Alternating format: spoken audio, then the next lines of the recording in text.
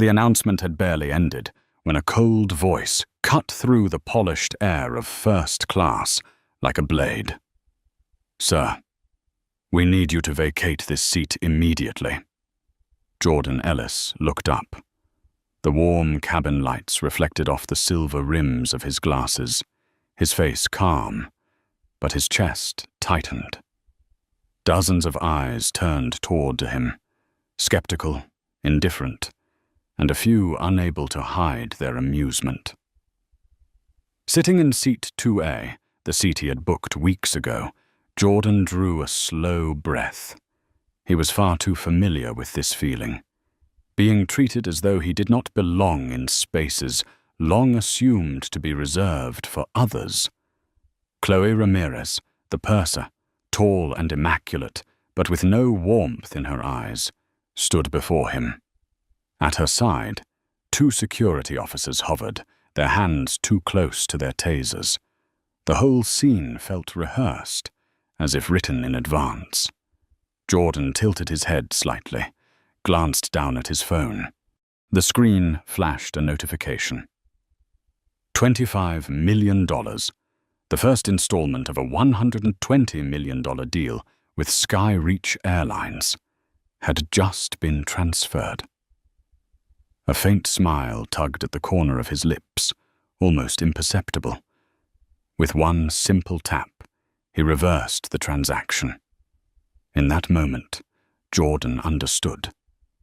This was no longer just a personal insult. This was a battle. 3 hours earlier, Jordan had walked into the airport wearing a charcoal grey tailored suit, a deep purple silk tie, and carrying a leather briefcase that held the most important presentation of his career.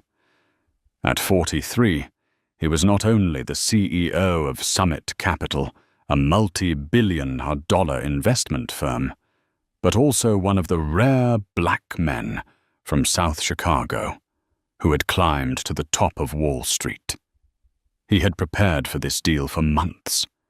Skyreach Airlines, a struggling giant drowning in debt, needed capital to survive. And Jordan was their lifeline. $120 million in exchange for a seat at the table of restructuring, a deal that would rewrite Summit's position in aviation. And yet, here and now, the very airline he was poised to rescue was painting him as an unworthy intruder in front of an entire cabin. Chloe bent down, forcing a brittle half-on smile. "Sir, we have a VIP who requires this seat. You may move to economy.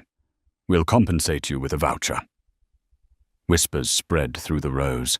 Jordan glanced across the aisle. A heavy-set white businessman cleared his throat and returned to sipping champagne, as if this was routine. Jordan placed his e-ticket neatly on the tray table. "This seat is mine. Booked 3 weeks ago. Fully confirmed." His gaze held steady, but deep inside, memories came rushing back. At 17, a guidance counselor had told him, "College isn't for you.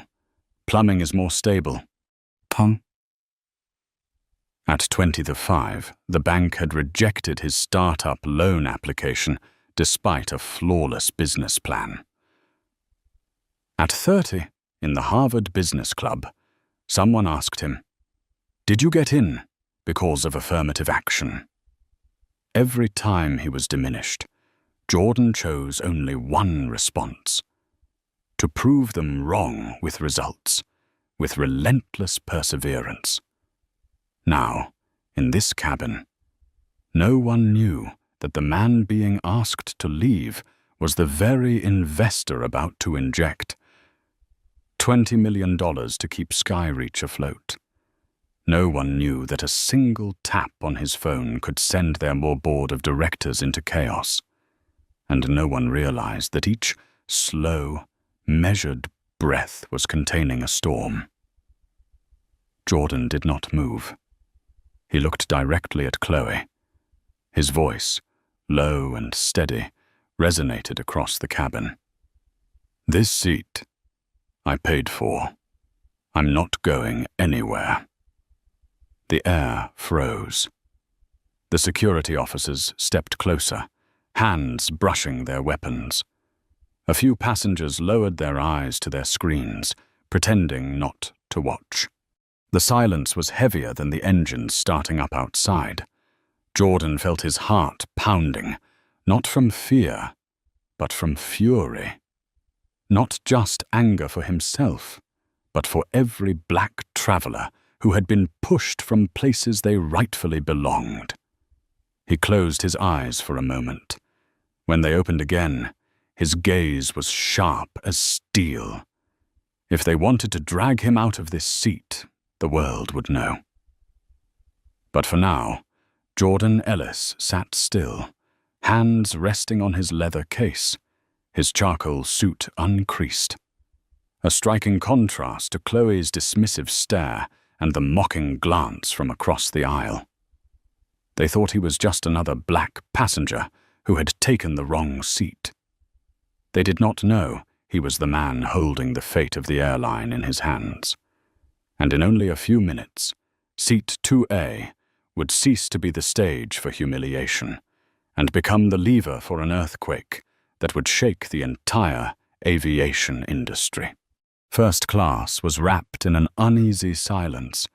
Jordan Ellis sat still, his gaze fixed on the window, but his mind drifted back to the years that had shaped him into the man he was.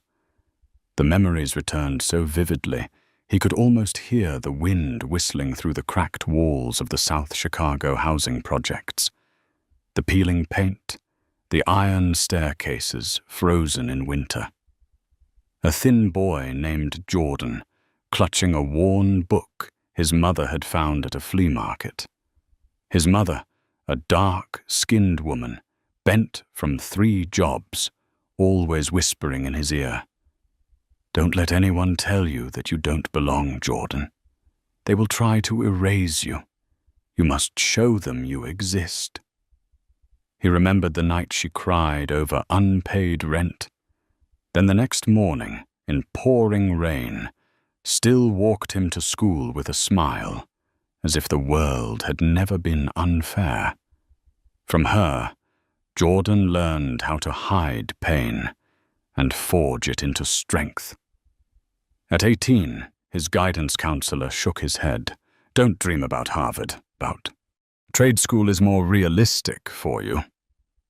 Jordan said nothing.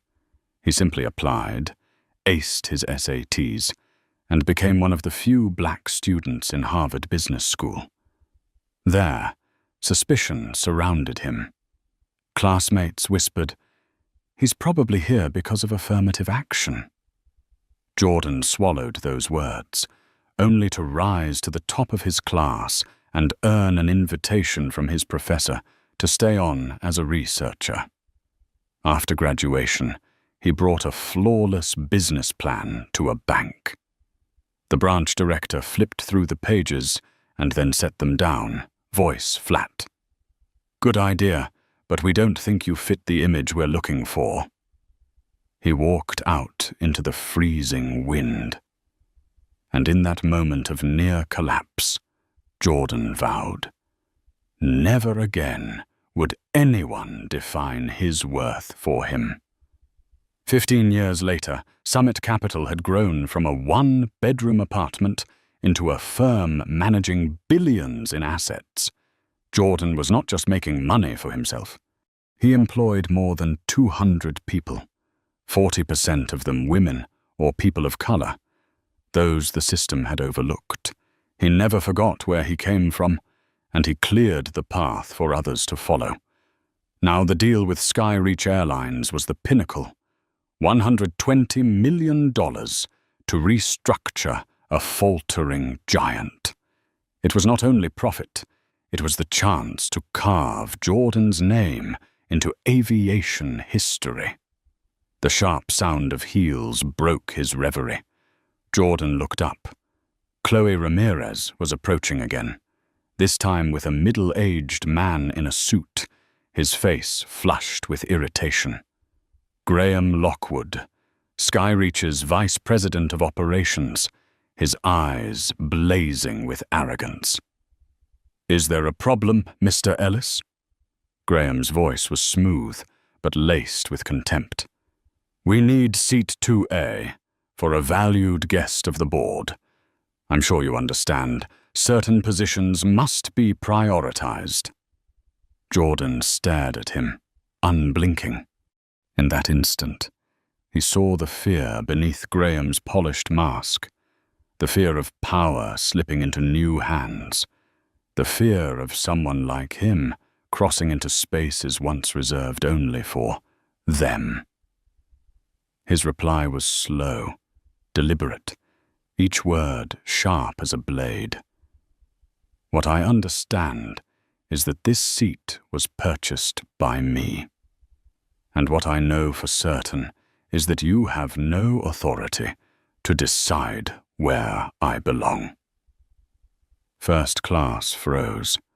A few passengers cleared their throats, others quickly looked away. Chloe bit her lip, forcing a fake smile. Graham sneered and motioned the security officers to step closer.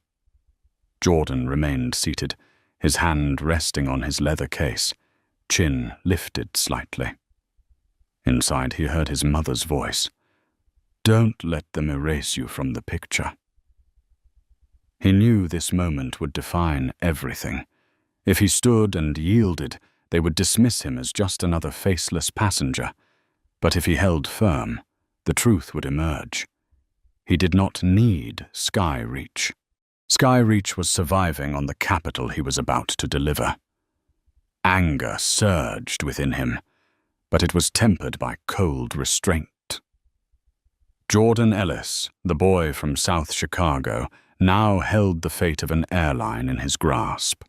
He thought to himself, "If they fight with humiliation, I will answer with power. And when this charade ends, it will not just be one seat that trembles. It will be the entire empire of Skyreach." As Chloe turned away, and Graham whispered into his phone, Jordan allowed himself the faintest, coldest smile. Because only he knew the $25 million had already been reversed. Skyreach thought they could degrade him in first class. They had no idea that in this very moment they had awakened the man who held their destiny. The clatter of suitcase wheels echoed from the front of the cabin. Preston Hale, tall and broad, shouldered in a gleaming pinstripe suit, entered with the scowl of a man accustomed to getting his way. In his hand swung an expensive leather briefcase, swinging recklessly close to others, as though the Entourage first-class cabin ought to part for him. His eyes swept the row quickly and locked on to seat 2A, where Jordan Ellis sat calmly. Preston's face flushed red. "What kind of nonsense is this? That seat is mine." The atmosphere shifted. A few passengers glanced toward Jordan. Others buried their eyes in their phones, but the silence was a wall of complicity. Chloe Ramirez immediately stepped forward, her voice sweet but edged with command. "Mr. Ellis, this is a VIP guest of the airline. We ask that you kindly move to economy. You'll be compensated with a voucher." Jordan lifted his head, his voice deep and steady, every word ringing clear. "I purchased this seat 3 weeks ago. The electronic confirmation is right here. I'm not going anywhere." Preston let out a mocking laugh, dripping with disdain. "Some people truly belong in first class, and some do not." The words landed like an invisible sap. A few passengers shifted uneasily in their seats, but no one spoke. No one wanted trouble. No one wanted to be dragged into a conflict they believed wasn't theirs. Jordan felt his muscles tighten. He thought of his mother, of the nights she worked 3 shifts so he could afford his education, of the moment he signed the very first contract for Summit Capital. Everything he had, no one had given him. He built it with blood, sweat, and pride. His voice cut through the silence, firm and unyielding. I belong exactly where my ticket says. This seat, 2A. From the corner of the cabin, Graham Lockwood stepped forward after exchanging a glance with Chloe, his smile thin and menacing. Mr. Ellis, we can make this easy, or we can make it hard. Your choice. It was a signal. 2 security officers moved closer, hands hovering near their tasers. A low murmur spread like wildfire. Some passengers discreetly raised their phones to record. Jordan knew he was being surrounded, but instead of fear, he felt the familiar surge of strength born from a lifetime of being underestimated and proving himself through victory. You can call this a seat reassignment, Jordan said slowly, eyes locked on Graham. But everyone here can see it clearly. This is a public humiliation. Preston leaned in, lowering his voice but making sure the entire cabin could hear. Be grateful they're letting you stay on this flight. If it were up to me, you'd already be thrown off. At that moment, Jordan's blood boiled. But he refused to lose control. He knew every eye, every phone lens was on him, and he wanted them to see not a man diminished, but a leader holding his ground in the storm. When the flight supervisor entered, her voice was cold. Mr. Ellis, this is now a security issue. We require you to move immediately. Jordan placed his leather case carefully on his lap, lifting his gaze to sweep across the cabin, each passenger, each averted glance. Then he spoke, his voice carrying. This is not a security issue. This is about who deserves respect, and I will not leave this seat unless you drag me out in front of everyone here. The cabin froze. Graham gestured. The 2 security officers stepped closer, hands now gripping their tasers. Preston smirked with triumph. Chloe bit down on her lip, her satisfaction barely concealed. Jordan closed his eyes for a brief moment. He knew this battle was far from over, and when it finally erupted, all of Skyreach Airlines would tremble under the weight of its consequences. Finally gave in. Preston Hale sneered as Jordan Ellis slowly rose to his feet. The 2 security officers closed in, not touching him, but their hands hovered dangerously near their tasers, a silent reminder that one wrong move would mean handcuffs. Jordan gripped the handle of his leather briefcase. Every step away from seat 2A weighed like iron. His heart pounded, not from fear, but from rage. Phones were raised throughout the cabin. Lenses quietly captured the scene. A black CEO in a tailored suit being forced out of his first-class seat to make way for a privileged white man.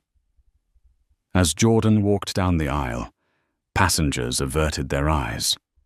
Some flushed with shame, some pretended to scroll their screens, and others smirked openly. He heard the whispers. He must have done something wrong. Probably a fake ticket. Always causing trouble where they don't belong. Each word stabbed into memory. He thought of his mother, of her voice telling him, "They will try to erase you, but you must show them you exist." At last, Jordan reached row 34. A cramped middle seat wedged between strangers. The man on the aisle scowled, shifting just enough for Jordan to squeeze past, while the woman by the window pressed herself against the wall, recoiling as if from contagion. Jordan sat down, his knees slamming into the seat in front. The space around him was suffocating. From the crystal glasses of first class to the flimsy plastic cup now in his hand, the difference was crushing. He loosened his tie, breathed deep, but the fire in his chest only burned hotter. Moments later, a flight attendant walked by. Jordan pressed the call button. She stopped, avoiding his eyes. "What do you need, sir?" "A glass of water." Minutes later, she returned, dropping a half-filled plastic cup on his tray, water spilling over the rim. No apology. Jordan only nodded, quietly wiping it dry with a napkin. Beside him, the heavy-set man muttered, "In this cabin, they're never kind, especially not to someone like you." The man meant no harm, but the phrase cut deep. Someone like you. After all the years, all the victories, he was still shoved into a box, still reduced to a label. A chime. Jordan's phone buzzed with a notification. "Your baggage has been rerouted to Minneapolis." He closed his eyes. Inside the suitcase were copies of contracts, presentation files, and clothes for the meeting. All gone. This was no mistake. It was a deliberate warning. Jordan opened his recorder app, whispering into the mic. 1532. Baggage rerouted. Suspected deliberate interference. Responsible party. Lockwood. He had learned to fight with his sharpest weapon. Evidence. Whispers rose around him.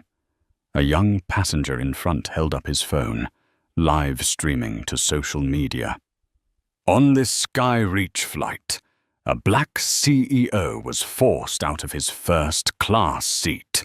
Unbelievable. Within 10 minutes, the clip spread like wildfire. Hashtags not removed. While black and sky. Reach discrimination surged, thousands of shares and outraged comments. Jordan looked at his screen, his heart aching, but a spark of hope ignited. The humiliation was no longer confined to this cabin. It had escaped into the world, becoming a fire for justice. Meanwhile, in first class, Preston Hale reclined smugly, champagne glass in hand. He leaned toward Graham Lockwood, lowering his voice but loud enough for others to hear. "See? My seat has to stay clean. Can't have people like that dirtying it." Graham chuckled, but unease flickered in his eyes. He knew this had gone too far. And he knew if Jordan Ellis was truly who he suspected, then Skyreach had just dug a grave for itself. Jordan leaned back, his eyes blazing even in the dimness. He thought, "They can take my seat in first class, but I will take back the skies." The cramped economy cabin was only a temporary cage, because once this plane touched the ground, Jordan Ellis would turn today's humiliation into an earthquake that would shake the foundations of Skyreach Airlines. The plane cut steadily through the pale blue sky. But in the cramped economy cabin, Jordan Ellis sat at the center of a storm. On his phone screen, the clip of him being forced from his first-class seat had already passed 500,000 views in just 30 minutes. Comments poured in. "This is blatant racism." "They kicked a black investor out of the seat he paid for. Hard to believe this is still happening in 2025. Skyreach will pay for this." Jordan drew a long breath. The humiliation of being marched out of first class still burned hot in his chest. But now he understood. It was that very humiliation that had become his sharpest weapon. Up ahead in first class, Preston Hale sipped champagne, unaware that at least 3 passengers had caught his sneer and his contemptuous remark. "Some people don't belong here," on camera. The phrase had already turned into a viral meme. Graham Lockwood was different. Reclining stiffly in his seat, his phone buzzed again and again. Messages from the PR team flashed. "Clip is viral. Crisis. We need urgent response." Sweat dotted his temples. He tried to appear composed, but dread was creeping in. If Ellis was truly the investor the board had been waiting on, the fallout would be more than embarrassing. It could sink Skyreach. In economy, Jordan remained calm. He opened his notes app and began to type. His mother's voice echoed in memory. "When they go low, you go high. But never forget to record every proof." Note 1. Asked for ticket 3 times. No white passenger questioned. Note 2. Water served in half, filled plastic cup, while others received full glasses. Note 3. Luggage rerouted accidentally. He typed slowly, each word a blade carved into an invisible indictment. A whisper came from beside him. The heavy-set man in the aisle seat leaned closer, voice low. "I filmed when they told you to leave your seat. If you need it, I'll send you the clip." Jordan looked at him, eyes shining. "Thank you. You don't know how important this is." He received the video and forwarded it to a secure email. Piece by piece, the perfect case was coming together. Nearby, a group of passengers murmured. A young woman live-streamed, her eyes fierce with anger. "They just threw a man out of first class because of his skin color. I saw it with my own eyes.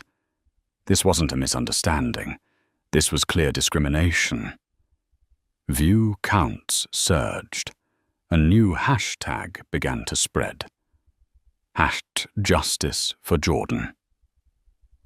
Jordan straightened in his seat, his heart pounding not with fear, but with a familiar surge, the feeling before a major deal. A battle that demanded strategy, patience, and the perfect moment to strike. He unlocked his phone and texted Tiana Brooks, COO of Summit Capital. "Don't panic. Hold the $25 I'll explain after landing. Prepare emergency boardroom." Her reply came instantly. "Video is everywhere on Twitter. Journalists calling non-stop. Are you all right?" Jordan's response was brief. "I'm fine. This is just the beginning." Back in first class, Graham Lockwood dabbed his forehead, turning to Preston. "Do you realize what you've done? The clip is trending worldwide." Preston smirked. "So what?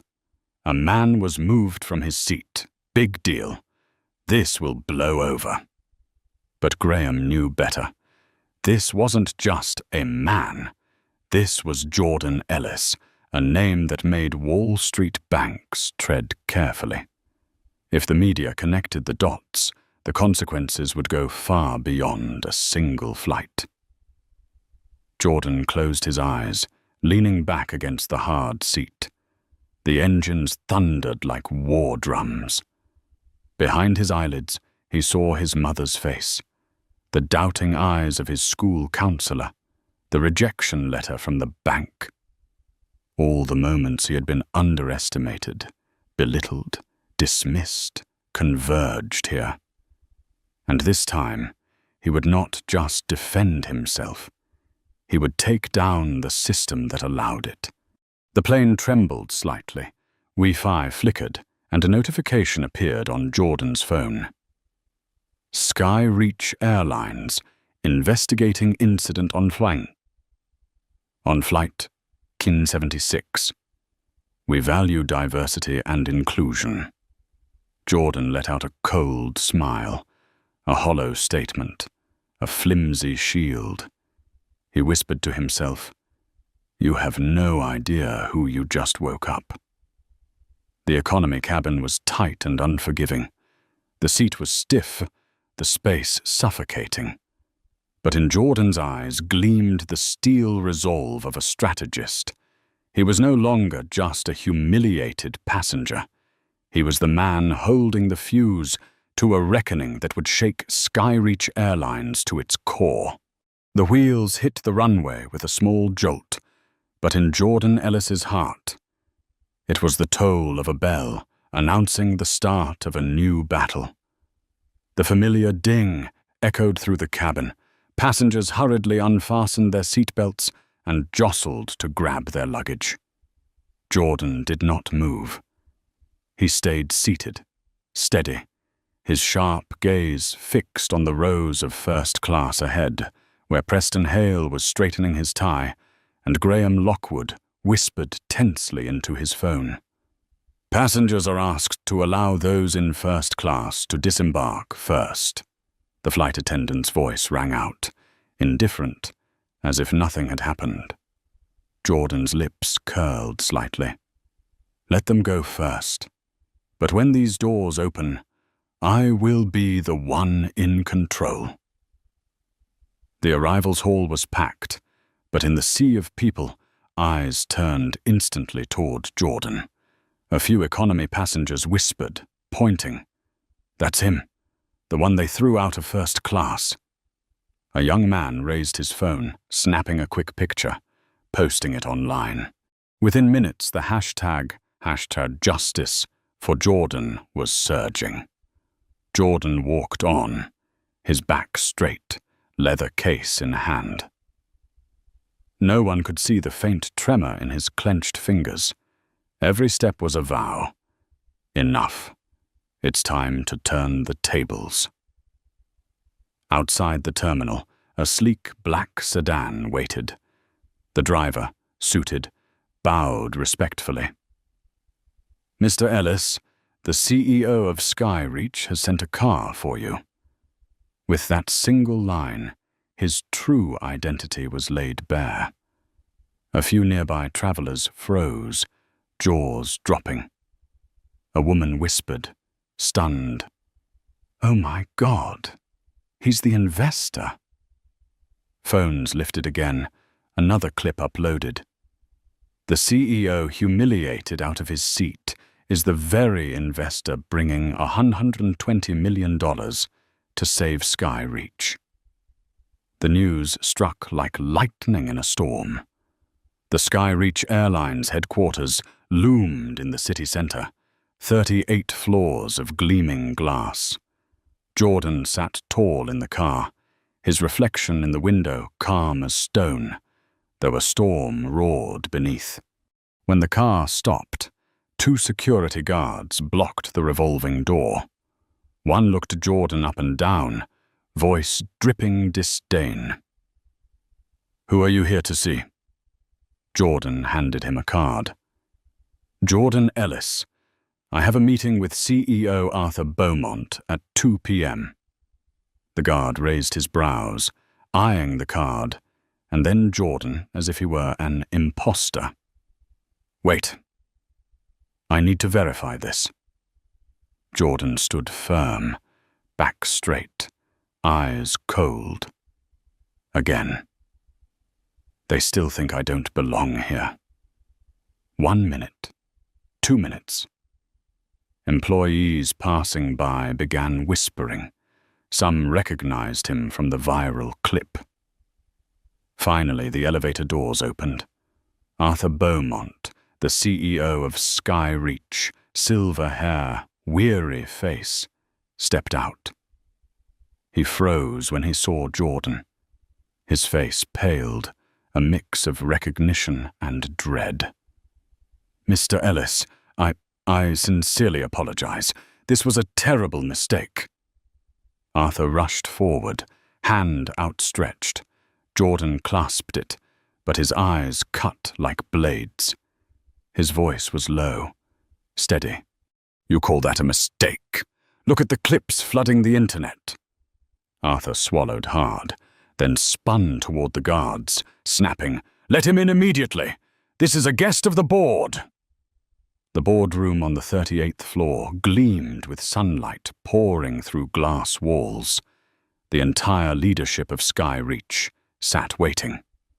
As Jordan entered, chairs scraped. No one dared meet his eyes. Only Graham Lockwood forced a stiff smile, voice strained. "Mr. Ellis, what a surprise. I was told there was some incident on the flight. We'll investigate and handle." Jordan cut him off, placing his leather case on the table with a sharp thud. "Not an incident, a deliberate humiliation. And I have the proof." He raised his phone, playing the video that showed Graham giving the order to the crew. Graham's face drained of color. Murmurs rippled across the room. Arthur sat frozen, sweat glistening on his forehead. Jordan stood tall, gaze sweeping the room. "You invited me here to save Skyreach with $20 million. But I don't save companies that tolerate discrimination.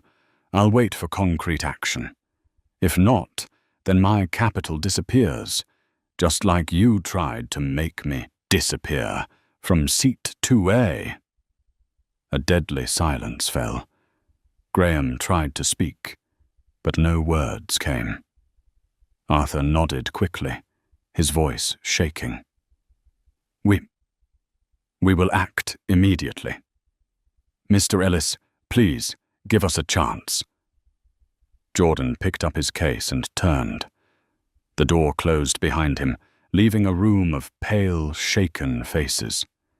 In the descending elevator, Jordan stared at his reflection in the mirror. His eyes glowed like tempered steel. They thought I would bow my head. But I've just put this entire empire under my hand. And outside, the world was roaring, turning one shove from a first-class seat into a fight to the death over dignity, justice, and power. The luxury hotel in the heart of the city glowed with light.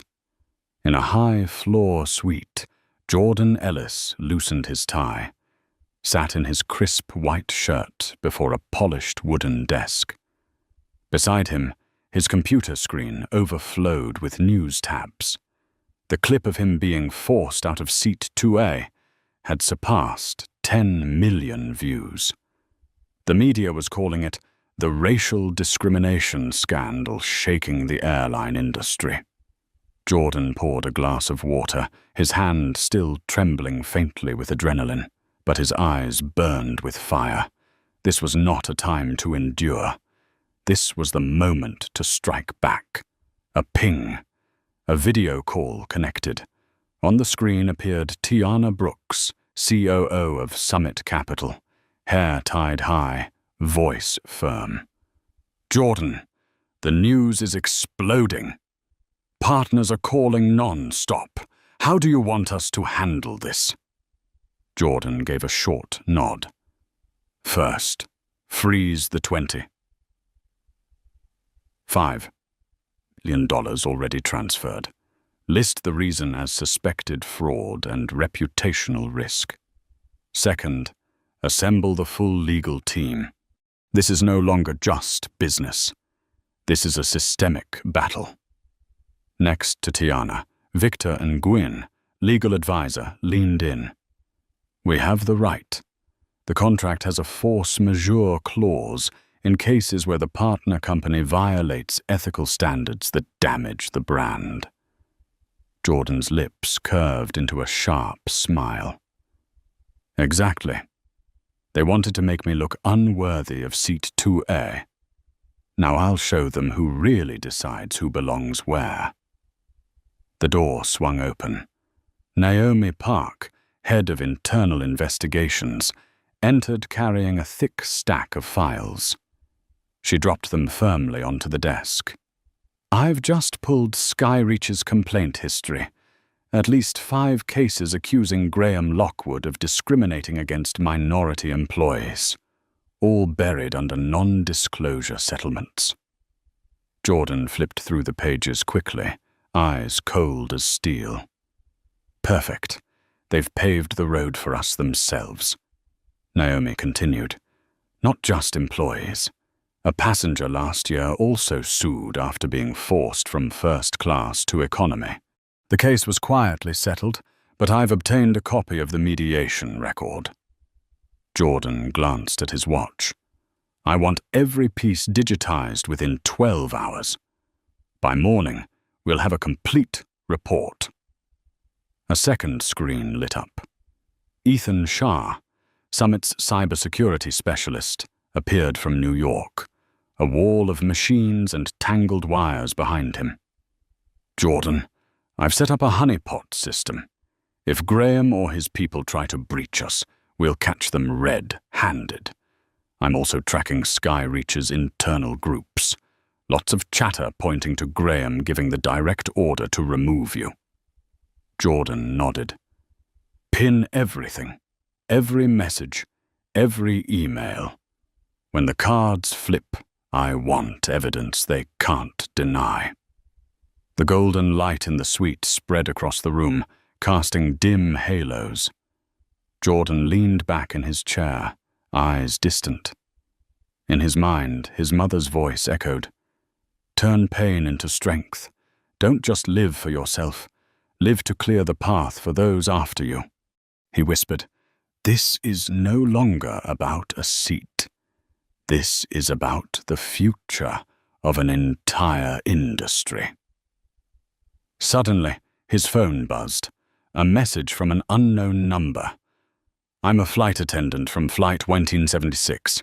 I'm ready to tell the truth. Graham ordered us to push you out of your seat, but I'm afraid of losing my job. JP. Jordan clenched the phone, a cold smile flashing. JP. Jenna Patel. At last, the bomb has appeared.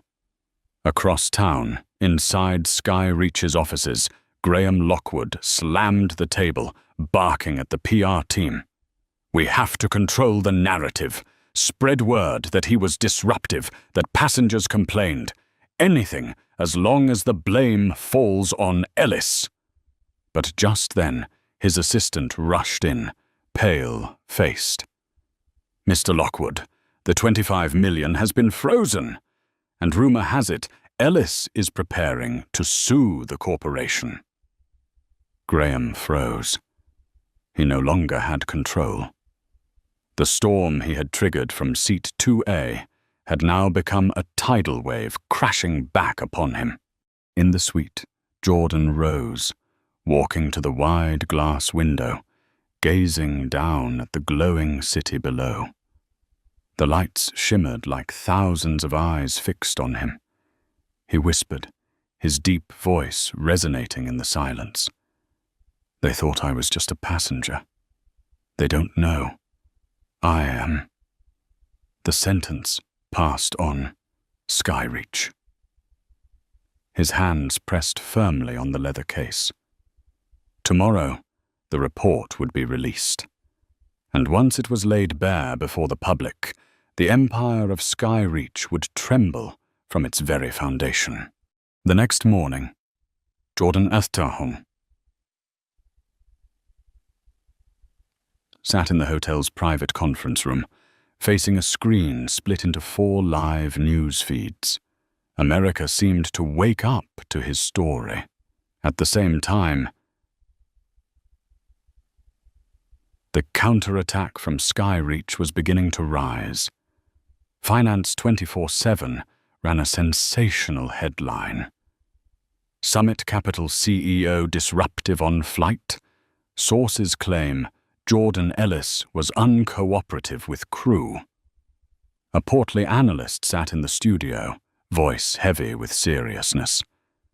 There's a possibility Mr. Ellis deliberately staged this scandal to pressure Skyreach into concessions during the investment deal. This is no longer about discrimination, but about financial tactics. Jordan watched the screen. the corner of his mouth lifting slightly.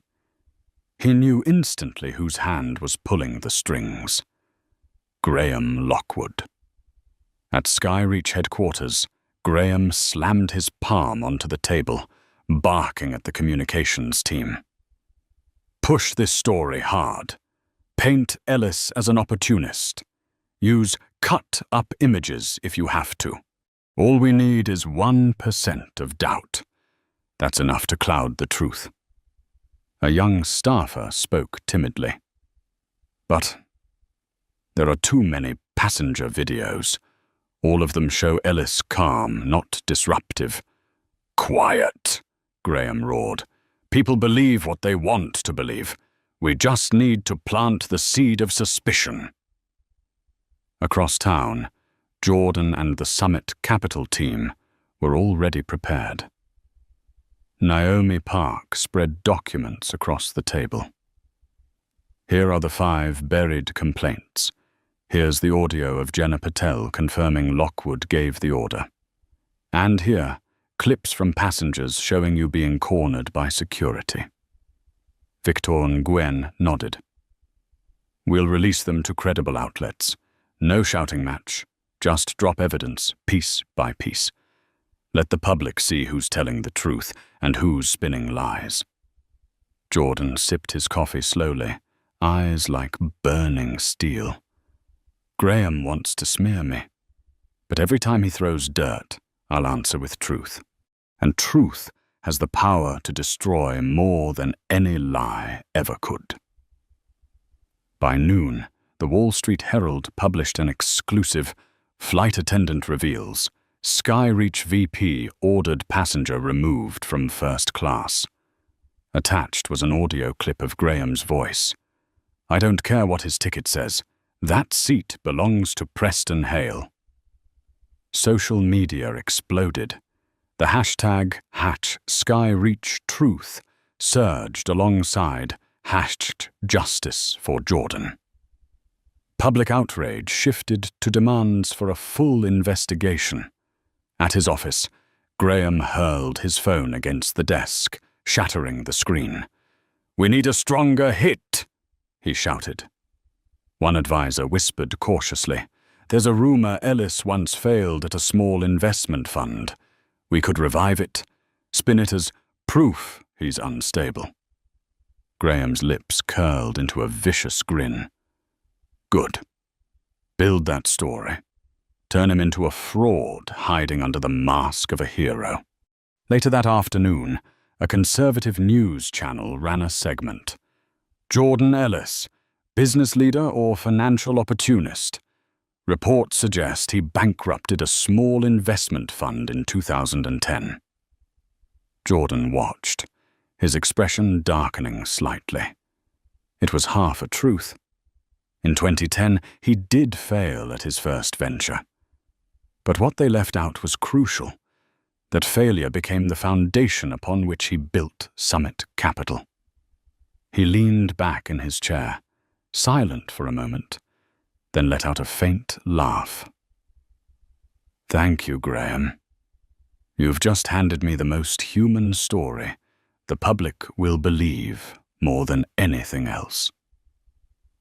That very evening, Jordan appeared live on CNN in a navy suit, posture steady. The anchor went straight to the point. Mr. Ellis, there are accusations you once failed and that you're now exploiting your race to manufacture a scandal. How do you respond? Jordan looked straight into the camera. Yes, I did fail. But failure does not define me. It forged me into the man sitting here today. The man who built a multi-billion-dollar fund, created hundreds of jobs, and is ready to invest to save Skyreach. But instead of working with me, they chose humiliation. The question isn't how many times I stumbled. The question is, why, in 2025, is a black passenger still seen as unworthy of sitting in first class, even after paying like everyone else? The studio fell silent. The anchor nodded solemnly. On social media, thousands of comments flooded in. He's right. This isn't just about one man. This is about all of us. When the program ended, Jordan switched off the TV. His phone buzzed with a message from a major partner. "We stand with you. Sky Reach will pay the price." Jordan gave a quiet nod. He knew. Graham had just lost a move. The dirtier they fought, the more Sky Reach revealed its true nature. He whispered to himself, voice low and resonant in the room. "You want to humiliate me with lies. I will bury you with truth, with..." On the third night after the flight, the city had not yet gone to sleep when social media exploded once more. A flood of new clips appeared, passengers releasing more evidence, videos showing security closing in on Jordan Ellis, and clear shots of Preston Hale's smug grin. Each clip was like a knife, carving deeper into the image of Sky Reach Airlines, deliberately humiliating a black investor right there in first class. In the makeshift office at the hotel, Jordan and his team sat around the table. The glow of computer screens lit up tense faces. Naomi Park dropped another thick file onto the desk. "We have 7 former employees ready to testify. Every one of them was pressured or discriminated against by Graham Lockwood." Victor Nguyen leaned in, voice firm. "Legally, we already have grounds for a class action suit, but I think right now public opinion is stronger than any courtroom." Jordan nodded slightly. He knew well. The public was the first jury. At Sky Reach headquarters, the board of directors held a closed-door meeting. The air was heavy as stone. One director slammed his palm on the table. "The stock is down 15% in just 3 days. Corporate clients are canceling contracts non-stop. We've lost nearly $500 million in market value." Veteran board member Margaret Doyle turned cold eyes toward Graham. "Mr. Lockwood, how do you explain this? Every piece of evidence points directly to you." Graham swallowed hard, forcing a smile. "This is Ellis's plot. He staged everything to seize control of Sky Reach. Don't you see? This is a financial attack." But his excuses fell flat. The directors exchanged uneasy looks. They were beginning to realize Graham was no longer a shield, but a liability. Meanwhile, Jordan appeared on NBC's evening program. The camera zoomed in on his face, calm, steady, but his eyes burning with fire. The anchor asked, "Midterm, Ellis, Sky Reach claims you're using the incident on the flight to gain leverage in a $120 million deal. How do you respond?" Jordan gave a faint smile.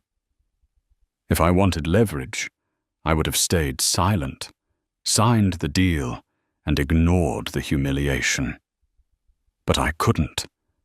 Not just for myself, but for the thousands of passengers who were treated like me, and never had a voice. This isn't a negotiation. This is a wake-up call for the entire airline industry." The studio erupted in applause. Online, the hashtag #StandWithEllis soared past 20 million mentions. Graham Lockwood sat in his office watching the interview. His face flushed red. The whiskey glass in his hand trembled, spilling onto the desk. "He can't be allowed to turn this around," he muttered, then turned to his assistant. "Find something else. Dig into his personal life. Target his family if you must. I won't lose my seat to some black upstart." The assistant paled, but Graham had already slid too far into his own darkness to step back. At the same time, Jordan's phone buzzed. An anonymous email popped up. I used to work under Lockwood. I have proof he took bribes from a supplier. If you need it, contact me. JP. Jordan read it and allowed a cold smile to form. The harder they tried to cover, the more cracks they revealed. The next morning, the Financial Times ran a bold investigative piece. Skyreach Airlines, a culture of discrimination or just an isolated incident. The article laid out decades of patterns. Black passengers routinely re-seated, hiring policies riddled with bias. At the center of it all, Graham Lockwood. The Skyreach board convened again. This time Margaret Doyle spoke plainly. We must consider removing Graham. If not, this company will collapse.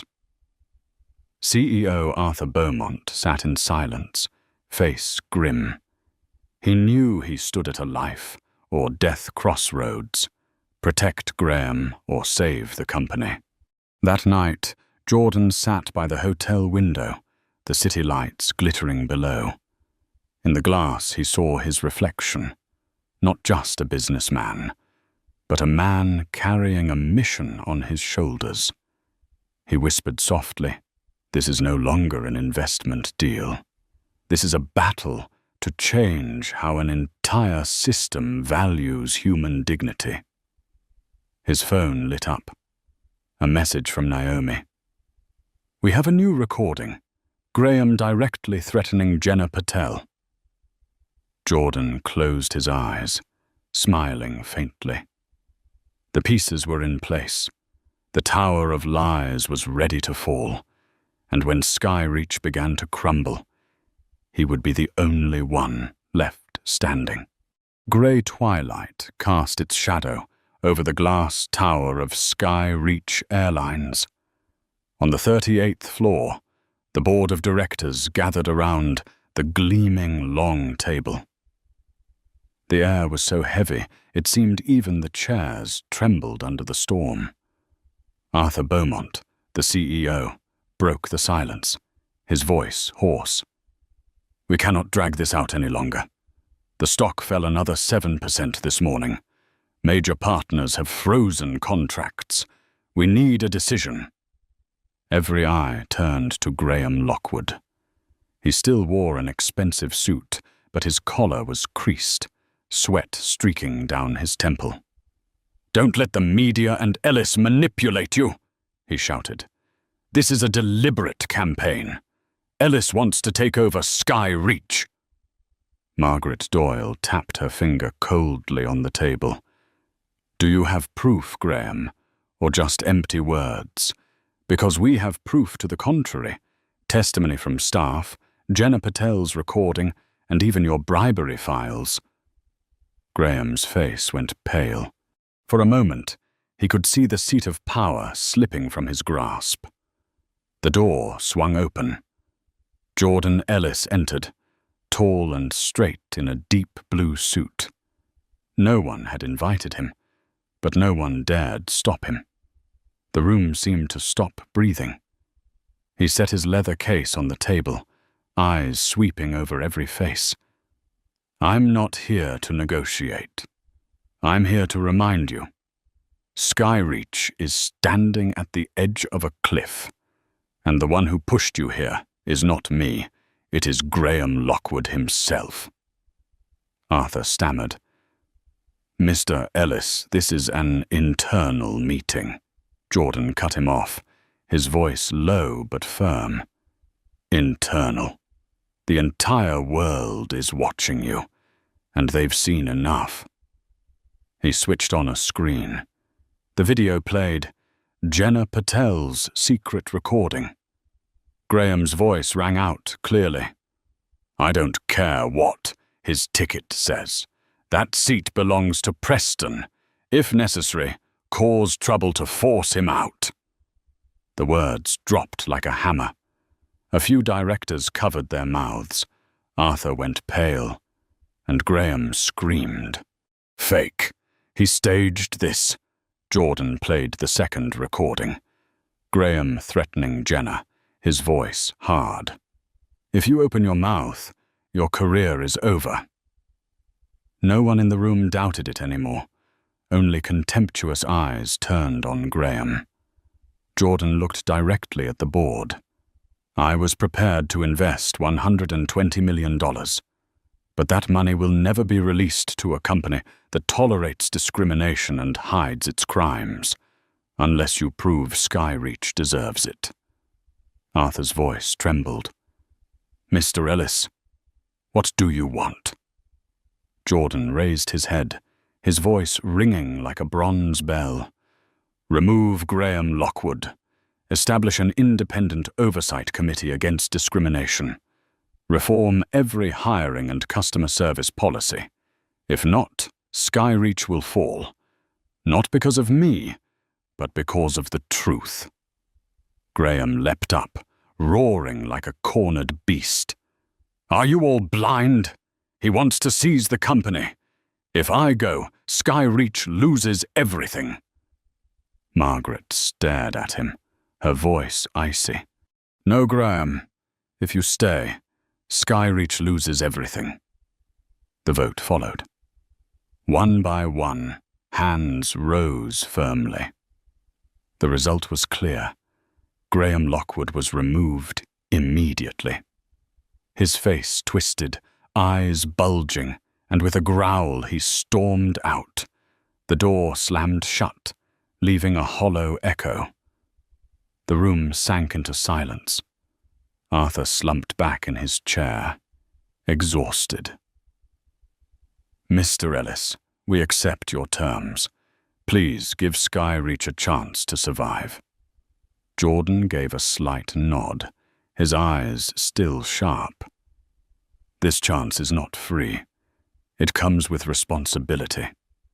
I will not invest in lies. I will invest in change. He gathered his case and walked out. Behind him, the remaining faces stared not only with respect, but with fear. In the corridor, Jordan paused by a window. Below, the city glowed, traffic flowing like lifeblood. He drew a deep breath. For the first time in days, his chest eased. He had lost a seat on a plane. But today, he had claimed a far greater seat, the seat of power in the very boardroom of Skyreach. The storm has quieted. Graham Lockwood left Skyreach in disgrace. The board of directors was forced to reform, and Jordan Ellis, the man once forced out of seat 2A, now sits in the chair of power where the fate of the entire corporation is decided. But what matters more is not a $120 million contract. What matters is the message the world has just witnessed. A seat is never just a place to sit. It is a symbol of worth, of justice, of the right to be respected like anyone else. Jordan transformed humiliation into an opportunity for reform. He showed us that true strength does not only lie in wealth, but in the ability to use power to shatter injustice and rebuild trust. And the question for you, the one watching this video, if one day you see someone stripped of their rights, will you stay silent or will you stand up? Leave a comment with just 2 words, justice first, to show the world that you too believe respect is a fundamental right of every human being. Do not forget to hit like if you believe justice must be served, and subscribe so you never miss the next stories where courage and justice always take flight.